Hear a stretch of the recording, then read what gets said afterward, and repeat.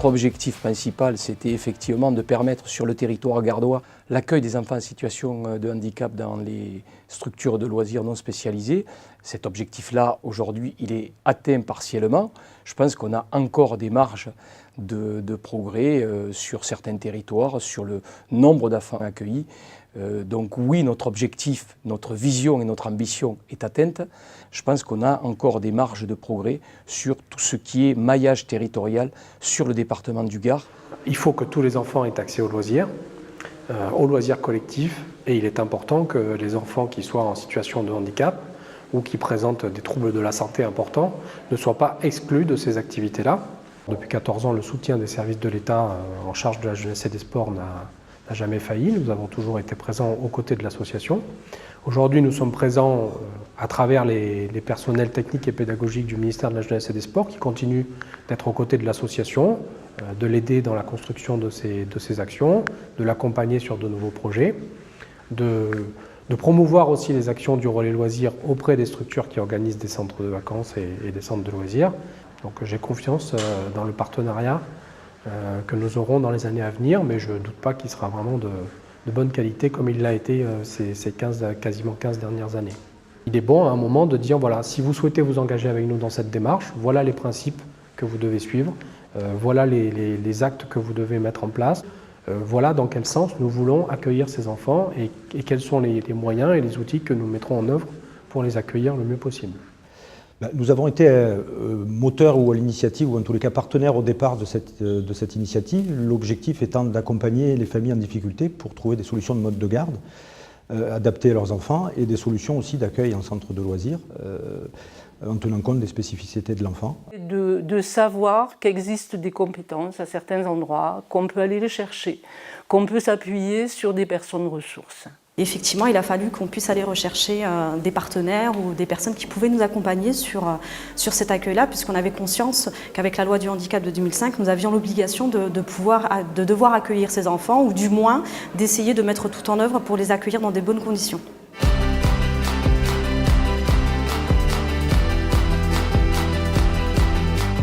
On ne peut pas, en termes de moyens humains et financiers, pouvoir accueillir tous les enfants sur toutes les plages de loisirs que les familles souhaiteraient. C'est vrai qu'accueillir en même temps plusieurs enfants qui nécessitent une attention particulière est une difficulté qu'on rencontre de plus en plus. Et donc là, c'est plus une négociation avec les familles en disant voilà, oui, on va l'accueillir, mais peut-être pas tout le temps.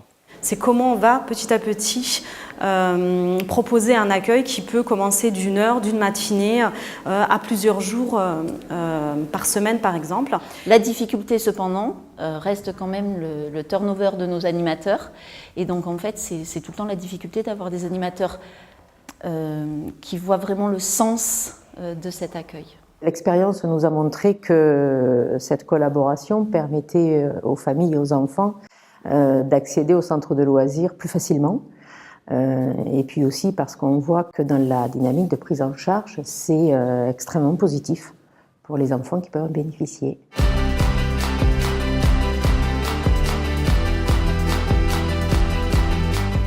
L'intérêt également pour ces enfants-là, c'est d'apprendre à être avec des pairs, certes qui sont différents, mais qui peuvent leur apporter des savoir-faire en termes de communication, de relations.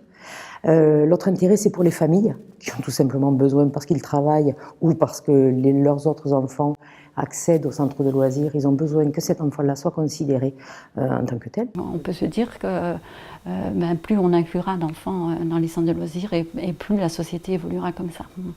De donner la possibilité à ces enfants d'être parmi leurs pairs qui sont pas eux, du moins qui sont dans la normalité. Je pense que c'est un très bon apprentissage pour l'enfant en situation de handicap, mais aussi pour l'enfant en situation, on va dire, classique, parce qu'il accepte aussi la différence et il a un regard peut-être moins dur ou moins craintif de la différence liée à l'handicap. Actuellement, c'est un phénomène de société que de voir les gens s'adapter au handicap et non plus les personnes en situation de handicap de s'adapter à la société. L'idée, c'est de rappeler aux mères, notamment, prenons cet exemple, mais ce n'est qu'un exemple, ses obligations. On lui dit, ce que vous êtes en train de faire, c'est une discrimination. C'est un travail, on va dire, où il ne faut pas économiser ses efforts, ni en courrier, ni en appel, ni en rendez-vous, ni en déplacement, ni des fois en coup de gueule, parce que des fois, pour se faire entendre, il faut hausser le ton. Des fois ça marche, des fois ça ne marche pas, mais en tout cas, le chemin se fait en cheminant. Que notre volonté est d'accueillir autant que possible tous les enfants, que chaque petit citoyen puisse exercer ses droits. Peut-être c'est une solution qui n'est pas forcément réaliste, mais je pense que c'est la seule, ça serait de devoir changer la règle, tout simplement. Quand je parle de la règle, c'est du taux d'encadrement. Pour que ce soit réalisable, il faudrait qu'on ait un peu plus de monde dans les équipes. Comme ça devient la règle, c'est la règle pour tout le monde, ça devient une norme, et donc du coup, on ne se pose plus la question, il faut le faire. Alors, au niveau du centre de loisirs, c'est vrai qu'il est difficile de canaliser Cali, donc ça demande une personne dédiée à Cali, quasiment. Donc parfois c'est pas possible vu les effectifs d'animateurs qu'il y a au sein du centre.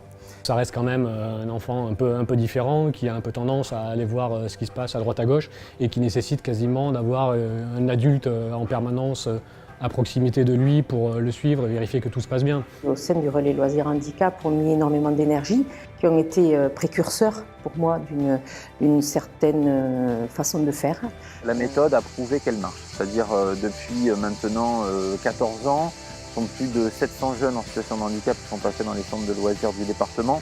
Donc l'évolution, elle est là, de la crédibilité et surtout on a réussi à convaincre qu'il était possible de favoriser cet accès-là dans nos centres de loisirs. Et ce que nous pouvons constater, c'est que si ça marche, c'est parce qu'il y a des acteurs sur le terrain qui vraiment prennent des initiatives, montrent que c'est possible. Et c'est vraiment ça qui fait qu'on arrive aujourd'hui à soulever des montagnes.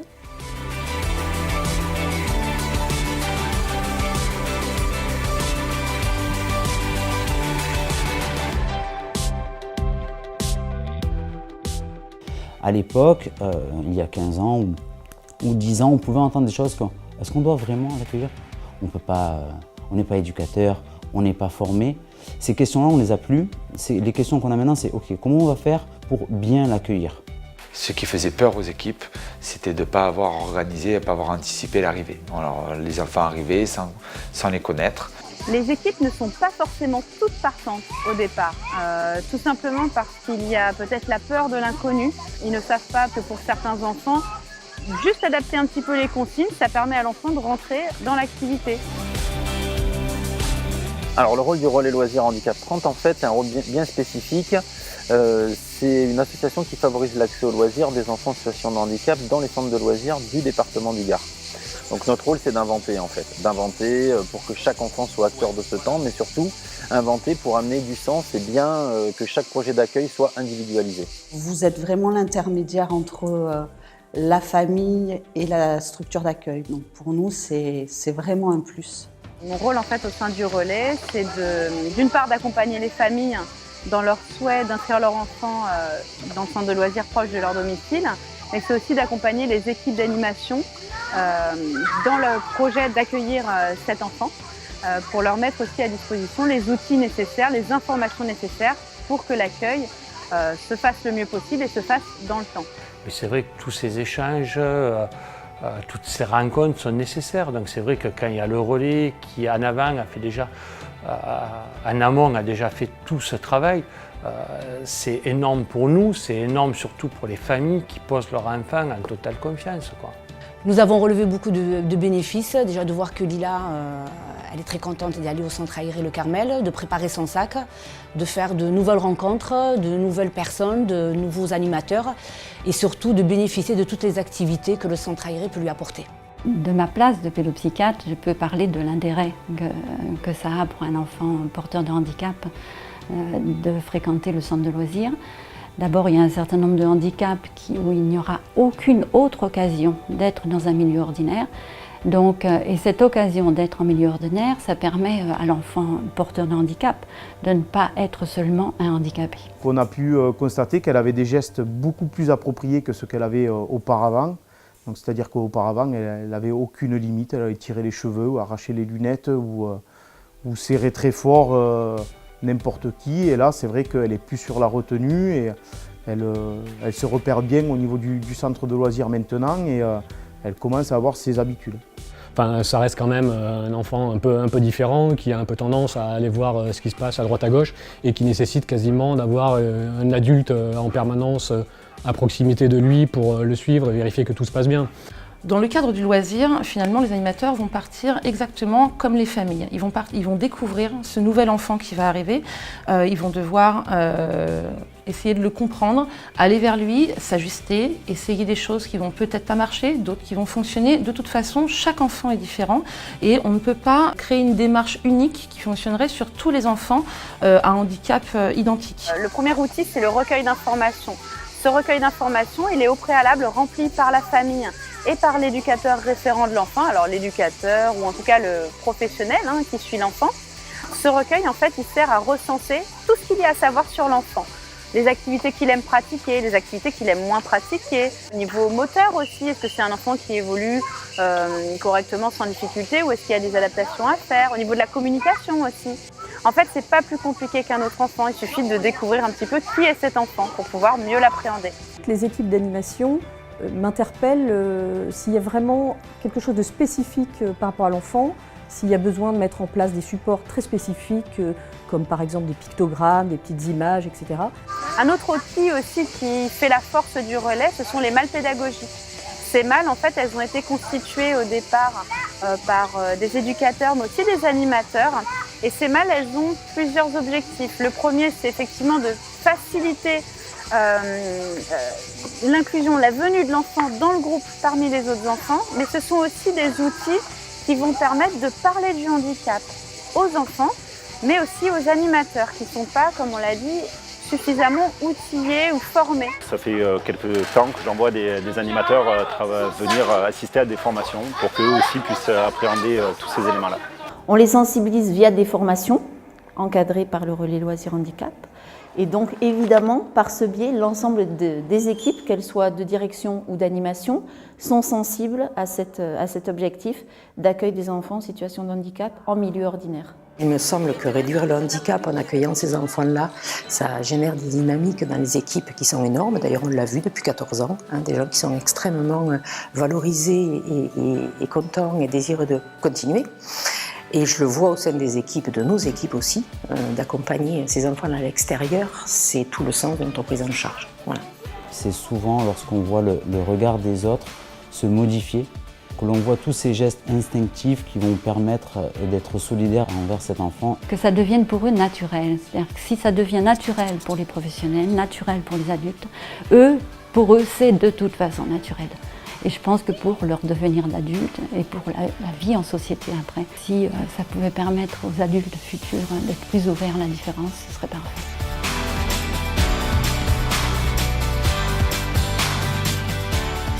La société, je pense qu'elle ne sera que plus belle si tout le monde a sa place. Et aujourd'hui, oui, en tout cas tous les parents que j'ai eu l'occasion de rencontrer, c'est de leur dire allez-y. Allez-y parce que de toute façon, moins vous ferez, moins vous aurez. Voilà, il faut se battre pour avoir un petit peu. Au sein du relais loisirs handicap, on y a énormément d'énergie qui ont été précurseurs pour moi d'une certaine façon de faire. Avant, c'était une grande panique, on ne savait pas comment s'y prendre, on avait vraiment du mal à savoir appréhender l'activité vis-à-vis de l'enfant. Les parents ne sont pas directement mis dans l'arène, on peut dire des choses comme ça. Alors le rôle du relais loisirs handicap 30, en fait, c'est une association qui favorise l'accès aux loisirs des enfants en situation de handicap dans les centres de loisirs du département du Gard. En fait, notre rôle, c'est un peu un rôle de chef d'orchestre, c'est-à-dire que chacun doit jouer sa partition de la meilleure des façons. Et donc nous, notre rôle, c'est que chaque justement composante, c'est-à-dire soit la famille, soit le professionnel du secteur médico-social ou du secteur de l'animation, puisse participer et contribuer au temps de loisirs. Donc notre rôle, c'est d'inventer en fait, d'inventer pour que chaque enfant soit acteur de ce temps, mais surtout inventer pour amener du sens et bien que chaque projet d'accueil soit individualisé. Ils ont mis en place un cadre assez précis pour ces accueils et qu'ils ont aussi la conviction que c'est le cadre, à partir du moment où on suit ce cadre-là, que les choses se passent bien. Et puis aussi parce qu'on voit que dans la dynamique de prise en charge, c'est extrêmement positif. pour les enfants qui peuvent en bénéficier. Donc notre travail, ça a été vraiment de faire travailler, de mettre en lien le secteur médico-social et le secteur de l'animation, en plaçant la famille au cœur du projet. Donc voilà.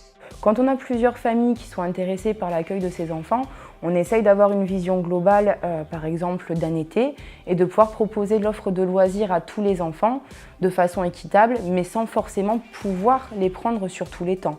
Le but est de pouvoir accueillir les enfants et de ne pas mettre en péril ni les animateurs dans la gestion des enfants, ni le reste du groupe dans leurs loisirs. Tom, pour des questions d'attention et de concentration, on le met par période de demi-journée pour que ça soit plus facile pour lui et pour l'équipe qui l'accueille.